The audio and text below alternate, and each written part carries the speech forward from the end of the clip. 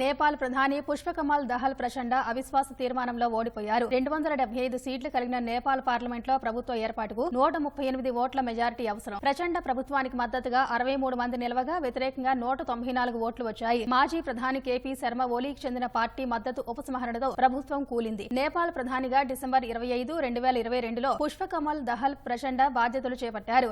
Communist party of Nepal unified Marxist Leninist తో కలిసి సంకీర్ణ ప్రభుత్వం ఏర్పాటు చేశారు.